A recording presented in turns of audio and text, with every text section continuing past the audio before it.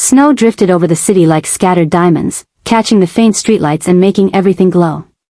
But inside apartment 3B, the glow didn't reach far. It stopped right at the edge of the kitchen table, where a small boy sat hunched over a letter as though the whole world depended on it. 7-year-old Aiden pressed his pencil so hard into the paper that the tip nearly snapped. His handwriting stretched and slanted, but he didn't care. Every letter felt important. He glanced down the short hallway again. His mother, Mira, stood near the bathroom sink, shoulders bowed as she washed her face, trying to hide the fact that she'd been crying again. She thought she was quiet. She thought he couldn't hear. But the walls were thin, and sadness was even thinner. Aiden wasn't supposed to see the overdue bills piled on the counter.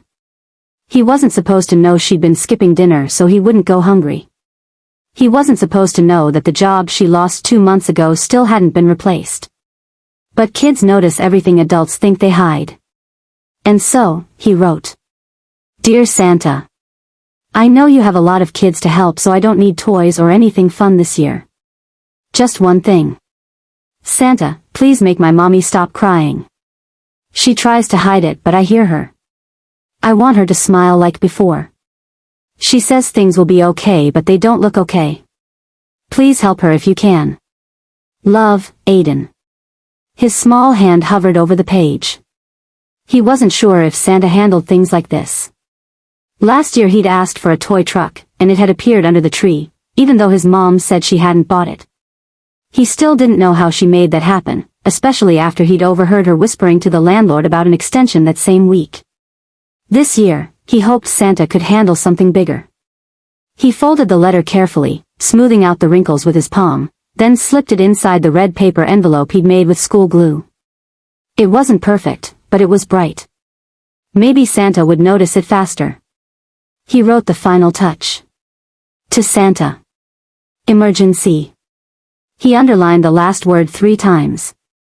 Behind him, Mira stepped out of the hallway, her eyes slightly red but her voice warm. Aiden, sweetheart, it's almost bedtime. I know. I'm just finishing something. She leaned over and kissed the top of his head. What did you draw today? He quickly covered the envelope with his arms. It's a surprise. She didn't push. She rarely did. Life had given them enough pressure already. Across the city, across 2 rivers, a maze of skyscrapers, and a world of difference, Rowan Hale sat in a penthouse where nothing was ever out of place. The walls glowed with soft recessed lighting, the floors were polished marble, and the glass windows reached so high that the snow almost looked like stars falling from heaven.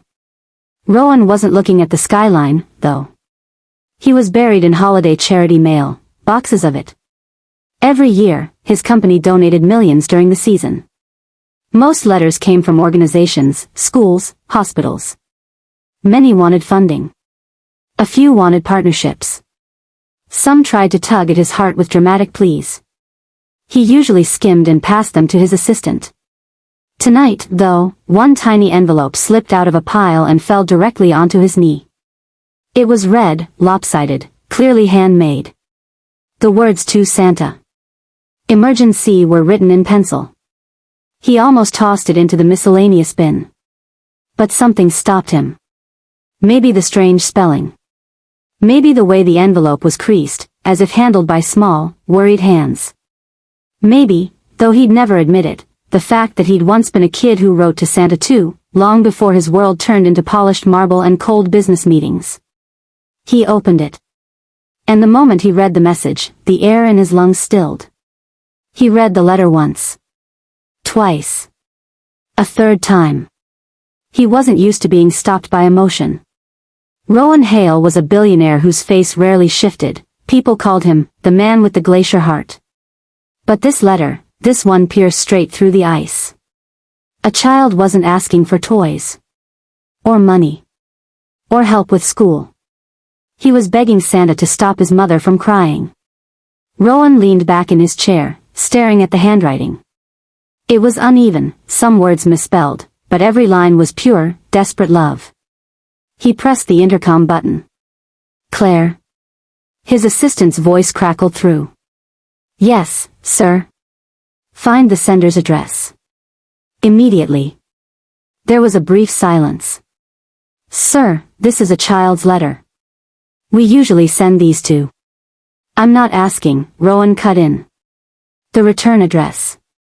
I want it. Of course. It took 30 minutes. Rowan paced the whole time. And then he was in his car, coat thrown over his arm, the letter still in his hand.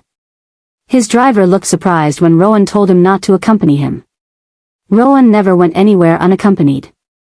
But tonight, he didn't want anything that made him look like a CEO or a billionaire or someone untouchable. Tonight, he was a man answering a child's emergency. Snow fell harder as he approached the building. It wasn't in a dangerous neighborhood, but it wasn't comfortable either. A dim street lamp flickered near the entrance. The hallway smelled faintly of old paint and colder nights. He knocked. Inside, Mira froze. She glanced at the clock. She wasn't expecting anyone. No one ever visited unannounced. She opened the door only a few inches at first. The man outside wasn't someone she knew. He was tall, sharply dressed, with snow dusting his shoulders and a look on his face she couldn't quite read. Not threatening. Not impatient. Something else, something like concern. Can I help you? She asked, instinctively pulling her cardigan around herself. Rowan cleared his throat, suddenly aware of how out of place he looked in her doorway. I believe, he began, lifting the small red envelope, your son wrote to Santa. Aiden peeked from behind her, his eyes widening. Myra's heart dropped. Her cheeks flushed with embarrassment and panic.